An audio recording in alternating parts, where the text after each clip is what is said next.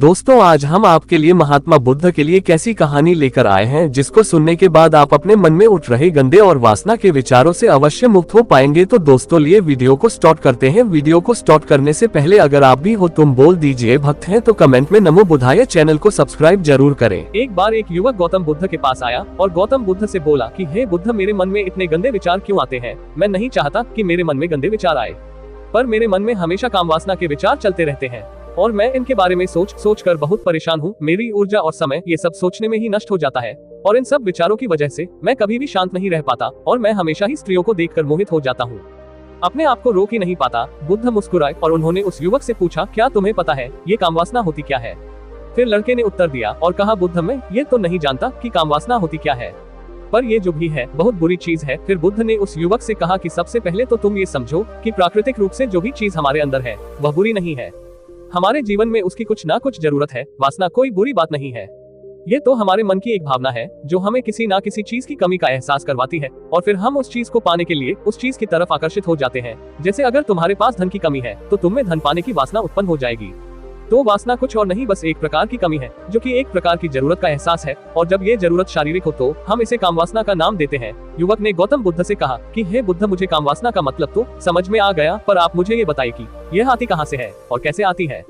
गौतम बुद्ध ने कहा कि कामवासना कहीं से आती नहीं है, ये तो हमारे अंदर ही होती है और इसका होना तो जरूरी भी है, तभी तो मानव जाति का विस्तार होगा। युवक ने कहा, जब ये हमारे अंदर ही है और जरूरी भी है तो फिर लोग इसे गलत क्यों बोलते हैं? बुद्ध ने कहा कि यही तो समस्या है, लोगों ने कामवासना को गलत तरीके से सोच लिया है, इसे छिपाने की दबाने की कोशिश करते हैं। कामवासना गलत नहीं है, बल्कि कामवासना का गलत तरीके से प्रयोग करना गलत बात है। लोग जिससे प्रेम करते हैं बस उसी के लिए जीने लग जाते हैं, उसे पाना ही अपना लक्ष्य बना लेते हैं और उसी के बारे में हमेशा सोचते रहते हैं, पर यह सब गलत है। बुद्ध ने युवक से कहा, क्या तुम्हें पता है जानवरों में भी काम वासना होती है? युवक ने उत्तर दिया, हाँ बुद्ध, जानवरों में भी काम वासना होती है, क्योंकि जानवर भी तो आखिर अपनी पीढ़ी को आगे बढ़ाएंगे। बुद्ध ने कहा, तो फिर हम जानवरों की काम वासना को गलत क्यों नहीं कहते? युवक ने कहा, मुझे नहीं पता महात्मा, आप ही मुझे बताइए। गौतम बुद्ध ने कहा कि जानवर अपनी काम वासना का प्रयोग आनंद प्राप्ति के लिए नहीं करते, वह तो सिर्फ संतान उत्पन्न करने के लिए काम वासना का उपयोग करते हैं। जानवरों को प्रकृति ने इतनी समझ नहीं दी कि वह काम वासना को अपने सुख का आधार बना सके, जबकि मनुष्य अपनी समझ के बलबूते पर प्रकृति में पाई जाने वाली प्रत्येक वस्तु को अपने सुख के लिए प्रयोग करता है। हम इंसानों ने ही काम वासना को अपने सुख का साधन बना लिया है, जबकि प्रकृति ने तो हमें अपने वंश को आगे बढ़ाने के लिए दिया था, लेकिन इंसानों ने इसे अपने जीवन का परम लक्ष्य बना रखा है और इस तरह से काम वासना का बेलगाम हो जाना गलत है। युवक ने मुझसे पूछा, महात्मा जी, ये काम वासना हम पर हावी क्यों होती है, क्यों ये बेलगाम हो जाती है? तब गौतम बुद्ध ने कहा कि सुनो, अब जो मैं तुम्हें बताऊंगा उसे तुम ध्यानपूर्वक सुनना। कामवासना का सारा खेल तुम्हें समझ आ जाएगा, तुम्हें तुम्हारे सारे सवालों का जवाब मिल जाएगा, बस तुम्हें ध्यान से सुनकर समझना है। फिर गौतम बुद्ध युवक को बताना शुरू करते हैं। एक बार की बात है, एक आश्रम में गुरु और उनके शिष्य रहा करते थे, जिससे रोजाना आश्रम के बाहर स्थित गांव में दीक्षा लेने के लिए जाते थे। उस आश्रम का एक शिष्य जिस गांव में भिक्षा लेने जाता था, उस रास्ते में एक नदी पड़ती थी, वह रोज उसी रास्ते से भिक्षा लेने जाता था। एक दिन उस शिष्य ने देखा कि एक लड़का पेड़ के पीछे छिपा है। वह उस लड़के के पास गया और उससे जाकर बोला, भाई तुम इस पेड़ के पीछे छिपकर क्या देख रहे हो? लड़के ने कहा, अरे तुझे नहीं देख रहा क्या कि मैं क्या देख रहा हूँ? तब शिष्य ने नदी की तरफ देखा तो वहाँ पर कुछ लड़कियां पानी भर रही थी। वो लड़कियां 14 या 15 साल की होंगी। तब शिष्य ने उस लड़के से कहा, अरे भाई, वहाँ पर तो लड़कियां पानी भर रही हैं, इसमें छिपकर देखने वाली क्या बात है? तब वो लड़का शिष्य की तरफ देखकर उससे कहता है, अरे पागल, तुम्हें दिखाई नहीं दे रहा क्या कि कैसे ये परियां नदी से पानी निकाल रही है? जरा उनकी अदाओं को तो देखो, उनके कोमल शरीर को देखो, उनकी पतली कमर मटके को उठाते समय कैसे बल खाती है और उनके बाल उनकी कमर पर कैसे लहरा रहे हैं, मानो सुंदरता बिखरी पड़ी हो। शिष्य ने फिर नदी की तरफ देखा और इस बार वह इसे देखता ही चला गया। अभी तक तो उसे कुछ भी नजर नहीं आ रहा था और वह बिल्कुल निर्भय था, उसे किसी भी बात का कोई डर नहीं था। लेकिन अब वो भी छिपने लगा और उन लड़कियों को देखने लगा जैसे उसने कोई अपराध कर दिया हो। और जब वो छिपकर उन लड़कियों को देख रहा था, तभी वो अचानक अंदर से कांप गया और उसने कहा कि ये मैं क्या कर रहा हूँ, मैं जो कर रहा हूँ वो सही नहीं है, मुझे यहाँ से चले जाना चाहिए। और फिर वह जल्दी से वहाँ से चला गया। वो आश्रम पहुँच जाता है। आश्रम जाकर वो अपने कार्यों में लग गया, लेकिन जो अभी वह देखकर आया था वही उसकी आंखों के सामने बार बार आ रहा था। उसके मन में वही दृश्य चल रहा था, उसके मन में वही सब कुछ देखने के लिए लड़ाई हो रहा था। उसका किसी भी काम में मन नहीं लग रहा था। सुबह होते ही वह रोज जल्दी ही भिक्षा के लिए आश्रम से निकल जाता और उस नदी के पास वाले पेड़ के पास जाता जहाँ पर वह लड़का पहले से मौजूद रहता था। उसके साथ मिलकर लड़कियों को छुप छुप कर देखता था। अब वह शिष्य रोज ऐसा करने लग गया, यह उसका रोज का काम हो गया। अब उस शिष्य का मन किसी भी काम में नहीं लगता था, वो हमेशा ही किसी न किसी प्रकार के विचार में उलझा रहता। वो आश्रम के कार्यों को भी ठीक ढंग से नहीं कर रहा था, ना वो ठीक से सो पाता था, ना वो ठीक से खाना खा पाता था। उसका मन बेचैन सा रहता था। उसका मन बार बार उन लड़कियों के सौंदर्य को देखने के लिए लालायित रहता था। जब गुरु शिक्षा देते तब भी उस शिष्य का मन कहीं और विचारों में खोया रहता था। गुरु ने अपने शिष्य की इन हरकतों को भांप लिया था। तब एक दिन गुरु ने शिष्य को अपने पास बुलाया और कहा कि आज से मैं भी तुम्हारे साथ भिक्षा मांगने चलूंगा, तुम और मैं साथ साथ भिक्षा मांगने चलेंगे। तभी शिष्य गुरु को मना करते हुए बोला, नहीं गुरुदेव, आप परेशान क्यों हो रहे हो, मैं अकेला ही ठीक से भिक्षा मांग सकता हूँ। गुरु ने शिष्य से कहा कि ठीक है, तुम अकेले ही भिक्षा मांगने जाओ। शिष्य तुरंत वहां से भिक्षा मांगने के लिए निकल गया।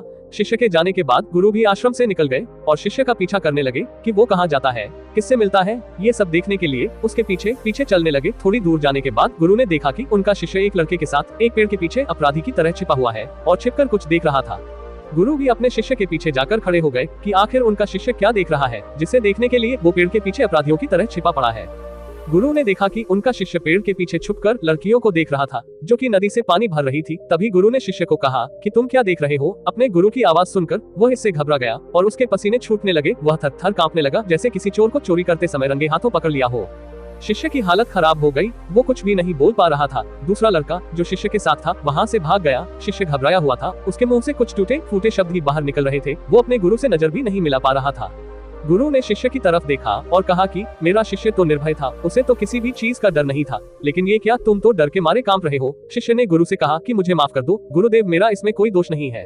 उस लड़के ने मुझे बहका दिया था, लेकिन आपसे मैं वादा करता हूँ कि आज के बाद मैं ऐसा कभी दोबारा नहीं करूंगा। मुझे माफ कर दो गुरुदेव। गुरु ने शिष्य से कहा कि कोई बात नहीं, पर इस बात का तुम ध्यान रखना कि हम जैसी संगति करते हैं वैसा ही फल हमें प्राप्त होता है।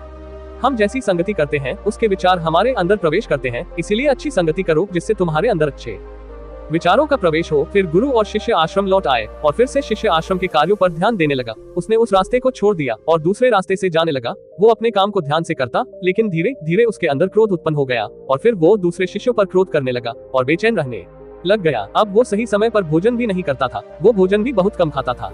एक रात गुरु शिष्य के पास आए और उसे बोले कि अब तक तुमने कितनी बार अपना वादा तोड़ दिया। ये सुनकर शिष्य अपने गुरु के चरणों में गिर गया और रोने लगा। रोते रोते ही उसने गुरु से कहा, गुरुदेव, मैं कई बार अपना वादा तोड़ चुका हूँ, फिर वादा कर लेता हूँ, लेकिन हर बार मैं वादा तोड़ देता हूँ।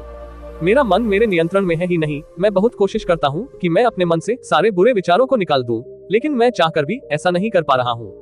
फिर गुरु ने शिष्य को कहा कि चलो मेरे साथ। गुरु शिष्य को आश्रम के बगीचे में लेकर गए और शिष्य से कहा कि देखो, यहाँ पर एक नाला बनी हुई है जिससे नदी का पानी इन पौधों तक आ रहा है और यह पानी एक निरंतर भाव से आ रहा है। क्या तुम इस पानी के बहाव को रोक सकते हो? शिष्य ने कहा कि हाँ गुरुदेव, मैं इस बहाव को रोक सकता हूँ। फिर शिष्य ने मिट्टी उठाकर उस नाली में डाल दी। वो पानी थोड़ी देर के लिए रुक गया और फिर थोड़ी देर बाद उस मिट्टी के ऊपर से पानी आ गया। गुरु ने शिष्य से कहा, अरे ये क्या, ये तो पानी रुका ही नहीं। फिर शिष्य ने कुछ कंकड़ पत्थर उठाकर उस नाली में डाल दिए और फिर थोड़ी देर के लिए पानी रुक गया, लेकिन फिर थोड़ी देर बाद ही उन कंकड़ पत्थर के ऊपर से पानी निकल आया। फिर गुरु ने कहा कि शिष्य, ये क्या हुआ, पानी तो फिर से आ गया। तुम तो बोल रहे थे कि तुम इसे रोक दोगे। क्या हम किसी काम को रोकना चाहे तो क्या हम उसे रोक नहीं सकते? तब शिष्य ने कहा, कोई बात नहीं गुरुदेव, मैं इस पानी को तो आपको रोक के दिखाऊंगा। फिर वह शिष्य एक बड़ा सा पत्थर लेकर आया और उसे नाली पर डाल दिया और पानी रुक गया। तब गुरु से कहा कि देखा गुरुदेव, मैंने कहा था ना कि पानी को मैं रोक दूंगा। मैंने पानी को रोक दिखाया, आपकी बात मैंने पूरी कर दी। गुरु मुस्कुराए और बोले, अच्छा जरा ध्यान से देखो, पानी रुक गया क्या? वो तो पीछे की नाली तोड़कर बाहर आ गया और अगल बगल से बह रहा है। और ध्यान से देखो, इस पत्थर के आगे भी आ गया और ये पानी अपना रास्ता बदलकर फिर से आगे की तरफ बह जाएगा। और फिर थोड़ी देर बाद ऐसा ही हुआ। फिर गुरु ने शिष्य को समझाया कि तुम्हारे साथ भी तो ऐसा ही चल रहा है। तुम बार बार प्रयास कर रहे हो, बड़े से बड़ा प्रयास कर रहे हो, पर हर बार तुम्हारा प्रयास टूट रहा है और यह हमेशा टूटता ही रहेगा। तुम कितना भी बड़ा पत्थर रख लो, लेकिन पानी तो अपना रास्ता बना ही लेगा। ये सब देखकर शिष्य ने गुरु से कहा कि हे गुरुदेव, क्या कोई तरीका नहीं है जिससे मैं गंदे विचारों से बाहर निकल सकूं? और यह मेरे मन में आ ही नहीं। गुरु शिष्य को एक नदी के पास ले गए जहाँ से उस बगीचे में पानी नहीं आ रहा था। गुरु ने शिष्य से कहा, वो पानी इसी नदी से जा रहा है। अगर हम यहीं से उस रास्ते को बंद कर दें जहाँ से पानी बगीचे में जा रहा है, तब क्या हम पानी को रोक नहीं सकते? शिष्य ने कहा कि हाँ गुरुदेव, अवश्य ऐसा हो सकता है।